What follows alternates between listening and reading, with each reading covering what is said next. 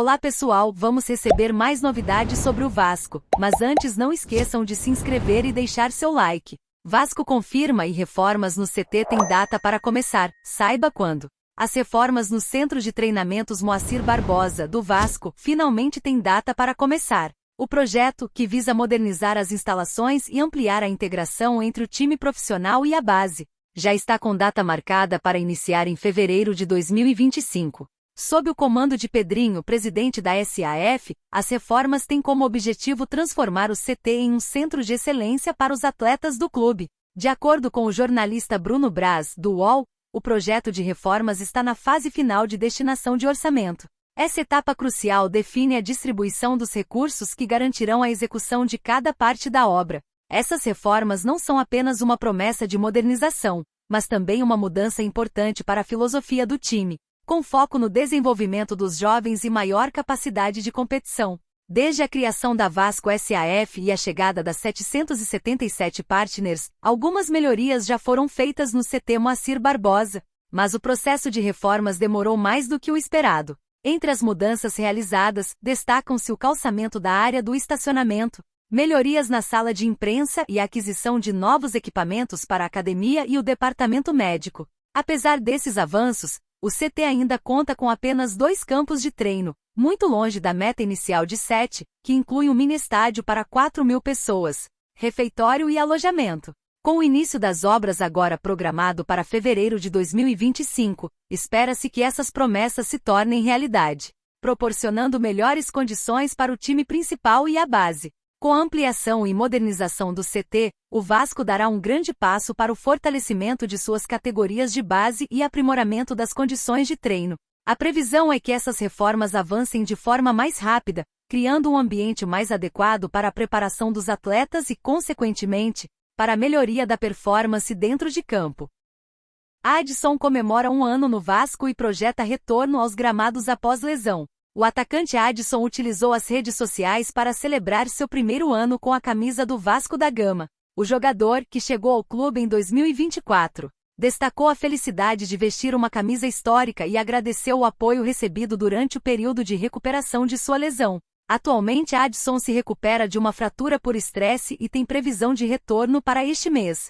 Que honra ser Vasco da Gama! Muito feliz em completar meu primeiro ano vestindo essa camisa tão pesada. Agradeço o carinho e apoio de todos que estão comigo nesse período. Logo, logo estarei de volta para juntos buscarmos grandes coisas. Ao Vasco, tudo, escreveu Adson. O atacante teve bons momentos com a camisa do Cruz Maltino, especialmente após a saída do técnico Ramon Dias, quando passou a ganhar mais oportunidades e se tornou uma peça importante no setor ofensivo. No entanto, a lesão interrompeu sua sequência e o afastou dos gramados por alguns meses. A recuperação de Adson tem sido acompanhada de perto pelo departamento médico do Vasco, que trabalha para que o jogador retorne em plenas condições físicas. A expectativa é que ele esteja apto a voltar aos treinamentos com o grupo nas próximas semanas. Enquanto isso, a diretoria vascaína segue atenta ao mercado da bola em busca de reforços para o ataque. Apesar dos esforços, o clube ainda não conseguiu fechar novas contratações para o setor ofensivo.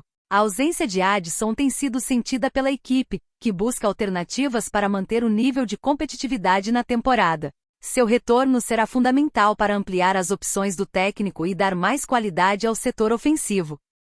Pablo Vegetti volta a campo após conseguir marca histórica pelo Vasco. Invicto na temporada, o Vasco entra em campo na noite desta quarta-feira, 5, às 21h30, em seu primeiro clássico na temporada diante do Fluminense, no estádio Mané Garrincha em Brasília pelo Campeonato Carioca. O Cruz Maltino é o atual vice-líder com 13 pontos, uma vitória a menos que o Volta Redonda. A principal esperança do alvinegro para continuar com sua invencibilidade no estadual é, como sempre, o atacante argentino Pablo Vegetti, que entra em campo após conseguir uma marca histórica com o Gigante da Colina.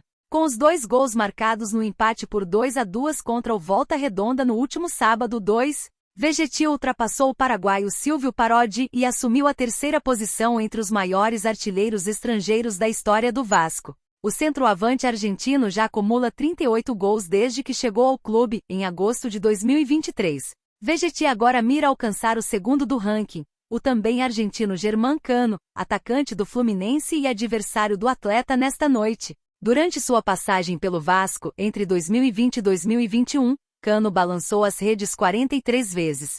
O líder absoluto é o uruguaio Vila Doniga, que marcou 83 gols pelo clube entre 1938 e 1942.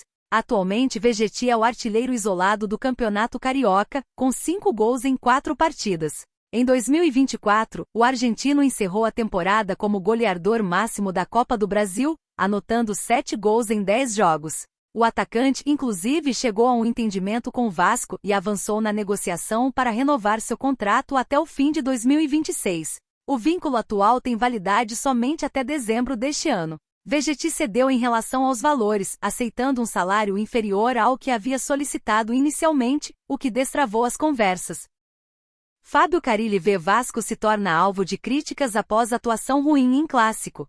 O Vasco iniciou o clássico contra o Fluminense abrindo a partida com Coutinho, que precisou ser substituído ainda no primeiro tempo da partida após sentir dores. Com a saída do meia, a equipe viu o adversário crescer no jogo e virar a partida. Durante o primeiro tempo, o Cruz Maltino não conseguiu reagir e ficou jogando apenas com bolas longas, sem conseguir construir jogadas e levar perigo ao adversário, demonstrando fragilidade em campo. Fábio Carille ainda buscou realizar modificações no elenco, visando a evolução da equipe em campo, mas não acabou gerando a expectativa realizada.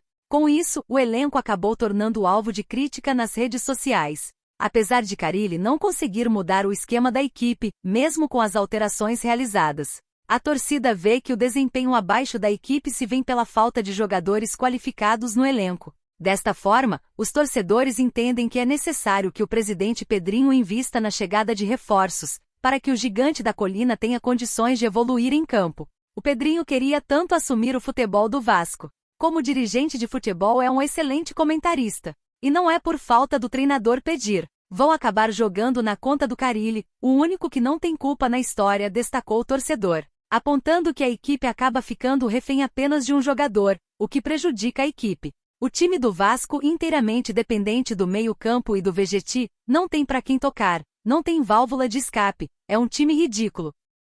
Vasco perde e torcida crítica Fábio Carille por alterações. O clássico entre Vasco e Fluminense foi muito movimentado desde os primeiros minutos. Com apenas 1 minuto de jogo, Paulinho roubou a bola de Fuentes, tocou para Vegetti, que cruzou na área, e Coutinho completou para abrir o placar. O Fluminense demorou a se encontrar, mas conseguiu o empate aos 31 minutos, quando Thiago Silva completou de cabeça uma cobrança de falta de áreas.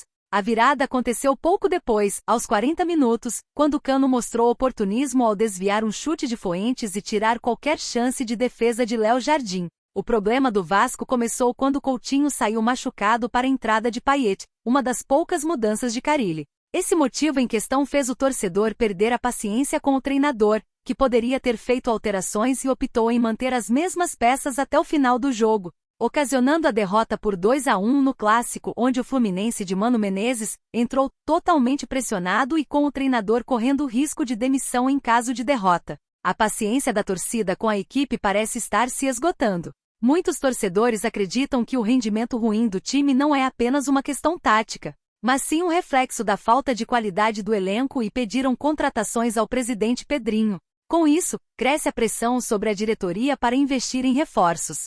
Para os torcedores, apenas a chegada de jogadores mais qualificados poderá ajudar o Vasco a evoluir e brigar por melhores posições ao longo da temporada. Agora, a expectativa é para os próximos passos do presidente Pedrinho e da diretoria. Se novos jogadores não forem contratados, a cobrança da torcida deve aumentar ainda mais nas próximas rodadas. O Vasco permanece com 13 pontos, ocupando a vice-liderança, porém perderá ao menos uma colocação nesta quinta-feira com o fim da rodada, podendo ser superado por Volta Redonda ou Maricá. Além disso, ainda corre o risco de ser ultrapassado pelo Nova Iguaçu, que enfrentará o Botafogo. E você, fã? O que você acha da situação de Carille? Deixe sua opinião nos comentários.